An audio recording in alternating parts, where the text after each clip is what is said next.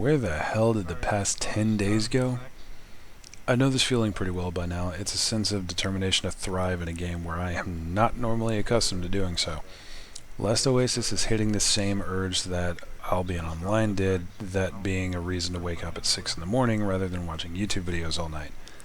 Either that or staying up until 6 in the morning playing because I just want one more batch of resources I can quit whenever I want. So let's talk about Last Oasis. I'll be going over what the game is for those of you that somehow haven't heard about it, and a general overview of my thoughts on the game regarding fun, accessibility, and retention.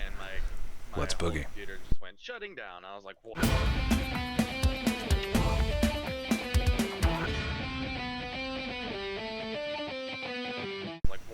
Alright, so what is Last Oasis? It's a survival MMO with full loot PvP and light but interesting RPG bits. What I mean by that is simple. If you die, you lose everything except for what you've learned. How you learn things, though, is through fragments and tablets, which are physical representations of EXP that you consume to unlock new tech. These can be looted from dead players or found out in the world. Progression happens both through these and through a more traditional but simplified experience/leveling system. Each level you get a point or two to put into health, stamina, mobility, or damage. Depending on your approach, you'll usually end up pumping one or two of these while generally ignoring the rest, or being like me and putting 10 into everything before specializing. Whether or not that was a good choice is yet to be determined. So you get XP through doing everything but these fragments or loot drops you get in the world. They unlock crafting stuffs, everything from potions to weapons to walkers. Oh, right, the walkers. Last Oasis's big thing, jeez, that's hard to say, is its walkers and nomadic feel.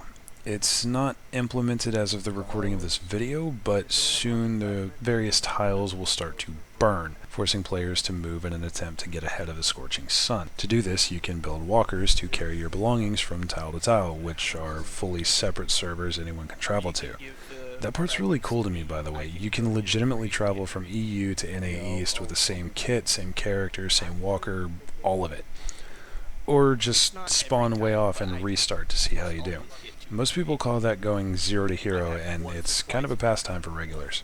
Different walkers obviously offer different benefits, such as the stiletto being more versatile and kind of a hero ship, while the toboggan is a straight-up cargo hauler. But all have their place. Even the humble Firefly starting walker can be used to hilarious effect for guerrilla warfare tactics, but that's for another video. The point is, you can customize both what walker you get and how you kit them out by building things on their decks and making it a truly mobile home. That's not even talking about the base system, which allows you to build a full-on base or house or what have you within a tile limit depending on the walker, then pack it all back up in your walker and just drive away. This lets you set up huge storage or intricate crafting lands without having to remake them every time you visit a new tile. You literally take your home with you. Just a side note, this is PvP heaven. You can go from nothing to full brittlebone armor with a sing blade, which is the somewhat meta at the moment, with one good engagement. You don't need to unlock the use of an item, just the crafting. Right, I should mention combat. It's similar to games such as Mountain Blade Warband, Chivalry, Mordhau, basically directional combat. You pick one of 3 directions to swing or block, and there's a parry mechanic similar to For Honor, but its timing is so tight that it's almost impossible to use in practice. At least, I'm definitely not good enough to find the timing. You can kick, and there's grapples of various types to Spider-Man around with, so combat rarely feels monotonous unless you get into a 1v1 with someone of equal skill and you're both very defensive. Before I get too much further, let's hit up the 3 big questions. Is it fun, is it accessible, and will it retain attention? Short answers are yes, mostly, and very likely.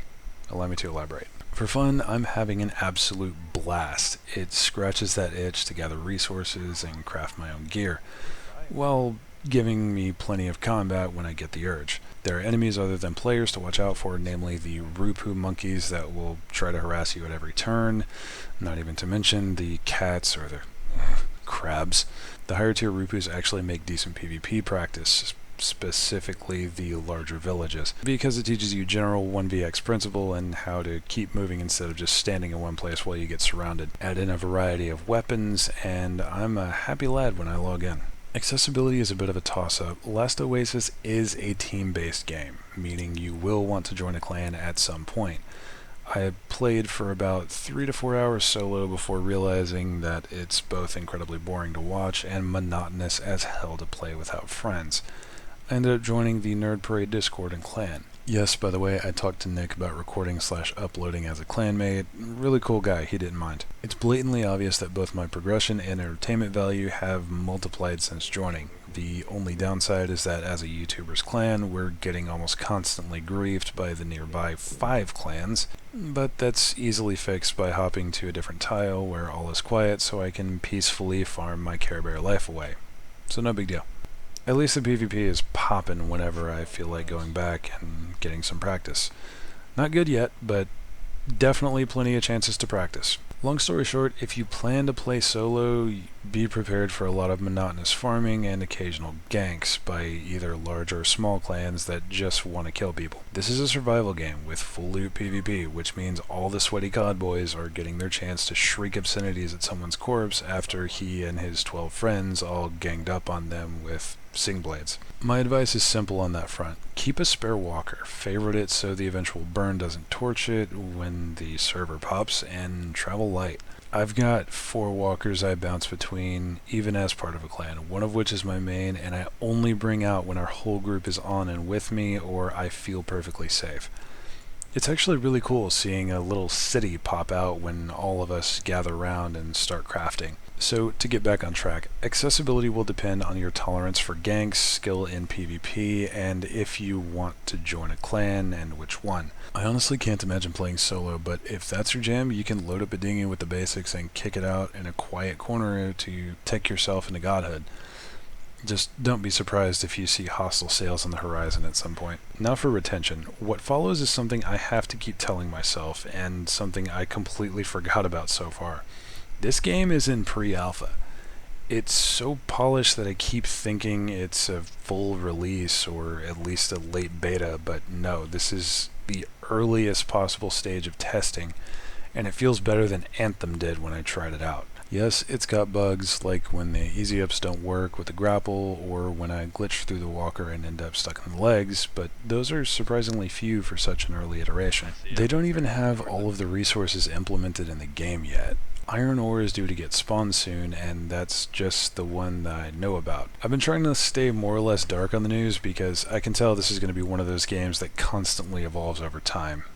Can't wait to see what happens. So yeah, I think Last Oasis will earn my attention for a long while yet, which is something I haven't said about a game thus far, but I feel the urge to stress now. Last Oasis works hard for its players. Donkey Crew, the team behind it, have been working furiously to mitigate obvious problems with zerging and glitches. They care about their game being fun, not a moneymaker, and it shows. This is obviously a glowing review. I've mentioned glitches, but I can forgive a pre-alpha so long as they get fixed. As of recording this video, currently early morning, April 25th, 2020, I am both satisfied with the game at large and excited for the future of it. Last Oasis has the potential to rival Ark, if I may be so bold as to say, especially with the release timing. The quarantine is hitting everyone pretty hard, and having a monster time sink of a game that's this polished come out of nowhere is extremely convenient for people like me who just want to play and progress. As a last bit, I have to drop this bomb for anyone who doesn't know. The servers went down a little ways into launch, something like a week or 2 if I remember correctly, I'm not sure. For 1 whole week, the servers were down while they worked on them. Donkey Crew offered refunds to every single person who purchased their game, regardless of playtime or purchase date. This, to me, shows that they care more about making a good game than filling their bank accounts. For that alone, they've earned my respect. Ladies, gentlemen, and otherwise, I hope you enjoyed this video. If you did, leave a like, and if you didn't, leave a dislike and a comment letting me know what I can do to improve. Hit that subscribe button if you'd like to see more, and ring the bell so YouTube Senpai remembers that I'm doing things. Have a wonderful day, and I'll see y'all next round.